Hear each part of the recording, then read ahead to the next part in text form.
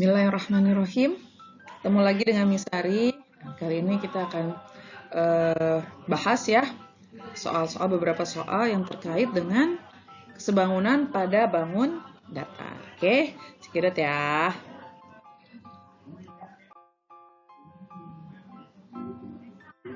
Yang pertama, apakah trapesium ABCD dan trapesium EFGH sebangun? Kita lihat nih ada dua trapesium. Masih ingat ya? Syarat dua bangun datar sebangun itu adalah pertama, sudut yang bersesuaian sama besar. Kedua, perbandingan sisi yang bersesuaian juga sama besar. Perbandingannya. Nah, sekarang kita cek nih trapesium ABCD. Nah, di video pembahasan nih selalu biar mudah bikin dua buah bangun dulu yang bentuknya udah sama nih posisinya, jadi kita udah bisa kebayang bersesuaiannya. Nah, ini Miss bikin dulu dua macam trapesium. Oke, yang satu udah dinamain A, B, C, D. Yang satunya lagi kita namain sesuai sama posisinya. Nah, kira-kira kalau yang EFGH itu kita puter ya, kita puter ke arah kanan. Nah, maka di sini adalah E, F, EF, di sini G, di sini H, gitu ya. Nah, kita udah tahu nih yang bersesuaian. Nah, sekarang kita masukkan angkanya aja dulu nih. AD-nya 3, AB-nya 5, EF-nya 4, FG-nya 7. Nah, yang bersesuaian apa nih? Kita cek. AD bersesuaian sama EF.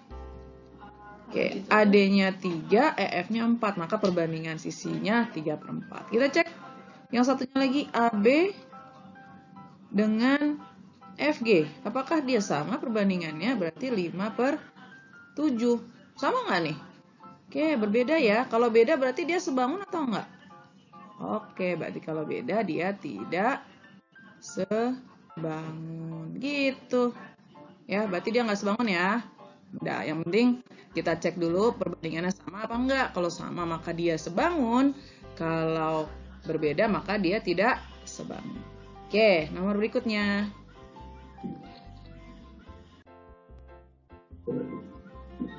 Buktikan bahwa layang-layang A, B, C, D, dan E, F, G, H sebangun. Nah, kita lihat nih posisinya, kira-kira udah bersesuaian belum? Nah, kalau di sini 105, maka yang ini juga 105 ya, Mister. Ini tandain dulu. Oke, ini kalau 105, maka sudut yang berhadapan pada layang-layang itu kan sama ya. Berarti di sini 105, di sini juga 105. Ini 105, ini juga 105. Di sini 30. Maka di sini satu segitiga totalnya berapa? Totalnya adalah 180. Nah, langsung aja Miss tulis di sini ya. Di sini adalah 105 juga. Nah, di sini juga 105. Satu segitiga 180, maka di sini berapa? Yang sini adalah 180 dikurangin 105 tambah 30. Berapa nih jadinya? 180 dikurangi 135 sama dengan 45. Oh, sama dong. Berarti di sini juga sama nih. Di sini 30, di sini 30, di sini 45, yang ini juga 45. Oke, berarti pertama kita bisa buktikan lewat sudut dulu. Kita buktikan pakai sudut ya. Di sini kita tahu bahwa berarti sudut A dia bersesuaian dengan sudut E. Berapa besarnya? 60 derajat. Lalu sudut B. Sudut B bersesuaian dengan sudut F. Besarnya 105 derajat. Sudut C sama dengan sudut G sebesar 90 derajat. Dan terakhir, sudut D dia sama dengan sudut H. Yaitu berapa? Sudut D dan sudut H sama dengan 105 derajat. Oke, berarti dari sudut dia sudah terbukti ya. Sudut-sudut yang bersesuaian besarnya sama. Sekarang dari perbandingan sisinya. Oke, ini udah terbukti ya. Dari sini dari sudut dia terbukti. Sekarang dari perbandingan sisi. Perbandingan sisi yang udah ketahuan. Nah, di sini nih. Tulis dulu. Kan sisinya sama. Kalau ini 3/2, maka yang di sini juga 3/2. Gitu ya. Terus mana dia? Di sini 3/2, di sini akar 2, berarti di sini juga akar 2. Dari sisinya juga bisa ketahuan ya. Oke, Miss tuliskan dulu deh. Maka kalau dari sisi kita udah tahu sisi CD banding sisi dia bersesuaian sama GH. Dia bersesuaian sama GH. CD-nya adalah 3/2. GH-nya akar 2.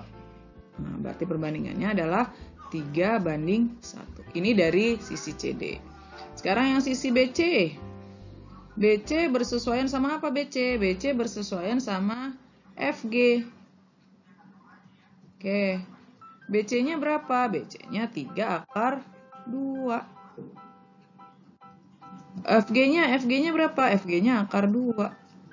3/2 bagi akar 2 ya 3/1. Sama ya? Berarti dari sisi-sisi pun dia terbukti. Oke. Berarti gimana? Terbukti ya? Karena sudut yang bersesuaian sama besar dan perbandingan sisi yang bersesuaian memiliki perbandingan yang sama. Oke. Kita lanjutkan nomor berikutnya.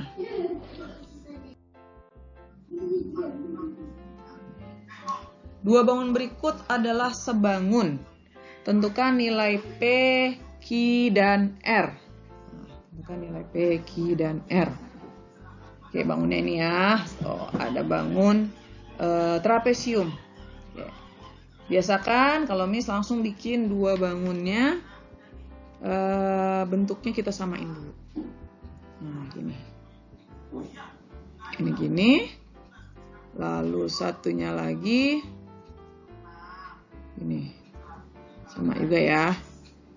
Oke. Terus di sini harus sama. Yang ini kita namain dulu. Ini 15. Ini P. Ini Y. Ini X. Ini Q. Ini 18. Nah yang di sini, nah berarti sini 20 ya. Kita puter nih. Ini Y. Ini X.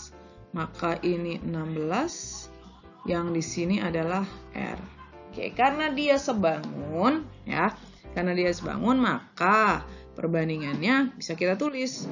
Pertama, 15, dia bersesuaian dengan 20. Lalu P bersesuaian sama 16, bentar. Q dulu nih, yang bawah dulu. Q bersesuaian sama 16. Lalu 18 bersesuaian sama R. Nah, kalau P nanti kita carinya belakangan nih ya, kayak Pitagoras. Nah, ini sederhanakan dibagi 5. Berarti ini 3, ini 4. Untuk nyari Q kali silang ya. Berarti Q-nya adalah 3 kali 16 bagi 4, coret-coret, sama dengan 3 kali 4, 12. Q-nya dapat. Yang cari R berarti kali silang lagi, 18 kali 4 dibagi 3. Ini coret-coret, di sini 6. 6 kali 4, 24. Oke ya, jadi Q-nya 12, R-nya 24. Yang di apa lagi nih P? Bisa gambarkan aja di sini ya. Jadi ini misalkan ada tarik garis bantu. Berarti ini kan 15. Q-nya 12. Dari sini ke sini ini 12. Ini 12. Lalu berarti di sini berapa nih? 15. 18 Pitagoras nih. Tulis di sini ya. 15, 18, terus berapa? Nah, sederhana ini dibagi 5. Pakai triple Pitagoras. Bagi 5, ini 3. Oh, pakai akar ini ternyata ya, dia bukan triple Pitagoras. Udah kita bikin pakai rumus Pitagoras. Ya, berarti kalau ini misalkan apa ya? angkanya berapa? Dimisalkan X udah ada, A deh, A. Nah, maka A adalah akar dari, oke, aduh kok jelek nih. Oke, berarti A sama dengan akar dari 18 kuadrat dikurangi 15 kuadrat. Berarti akar, kenapa sih ini ya? Oke. Berarti sama dengan akar dari 324 dikurangi 225. Berarti sama dengan akar dari 99. Oke, akar 99 kalau mau disederhanain jadi terus sini ya, berarti A-nya adalah 9 kali 11, berarti 3 akar 11 A-nya. Nah, dari sini mana ini biar nggak penuh, Miss hapus aja di sini ya ini. Biar hapus karena bukan triple Pythagoras ya ternyata ya.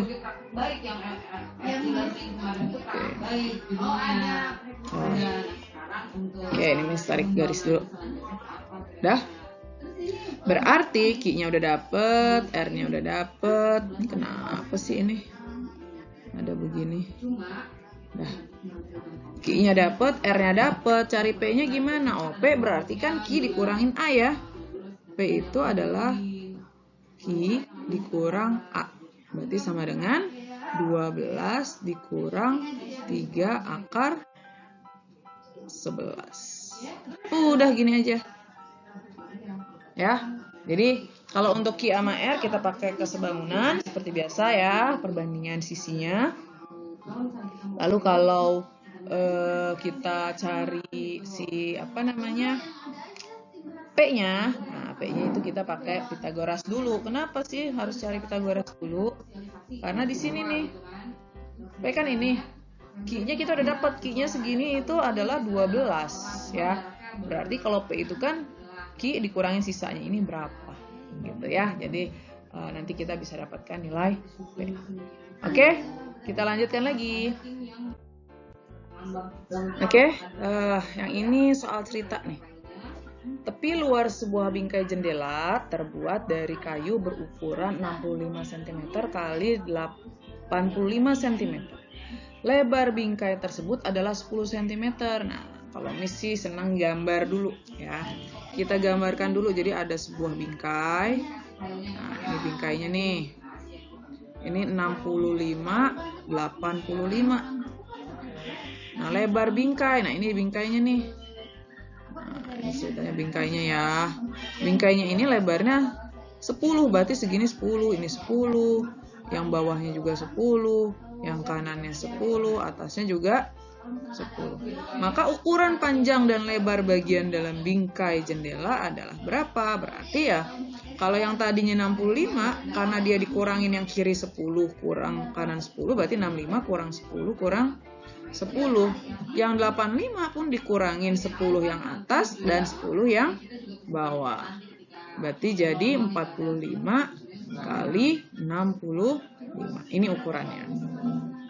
Lalu pertanyaan selanjutnya, apakah bagian dalam dan luar bingkai sebangun? Nah, yang dalam tadi ukurannya berapa? 65. Yang luar 45 dulu ya. Sorry, yang 45 dulu. Berarti 45 yang bagian luarnya 65. Kita sederhanain nih. 45 bagi 5 9. 65 bagi 5 13. Nah, ini yang ukuran panjangnya. Terus yang satunya lagi, ukurannya yang dalam 65, yang luarnya 85. Kita sederhanakan, sama-sama dibagi 5. Ini 13, ini 17. Nah, ternyata berbeda nih, ya. Karena beda berarti dia tidak sebangun, ya. Dia nggak sebangun ya. Tidak sebangun. Gitu. Oke? Ya, jadi kalau sama dia sebangun. Kalau ini karena perbandingan yang nggak sama, maka dia tidak sebangun. Oke, nomor terakhir. Sebuah patung tampak pada layar televisi memiliki tingginya 16 dan lebarnya 9. Jika tinggi patung sebenarnya 50 kali tinggi yang tampak di layar televisi, tentukan lebar patung sebenarnya. Nah, berarti kalau namanya sebangun, kalau tingginya 50 kalinya, maka lebarnya juga 50 kalinya. Berarti lebar patung sebenarnya tinggal 9 dikali 50. Berarti berapa? 450 cm. Kalau dijadiin meter diapain? Dibagi 100, maka 4,5 meter. Gampang ya? Gampang lah ini. Mudah-mudahan bisa. Kalau ada yang kurang paham, diputar ulang lagi videonya ya. Diputar ulang videonya. Kalau masih ada yang kurang paham juga, boleh nanya Miss, komen aja di video ini. Oke? Baik, sampai ketemu di video Miss Hari berikutnya ya.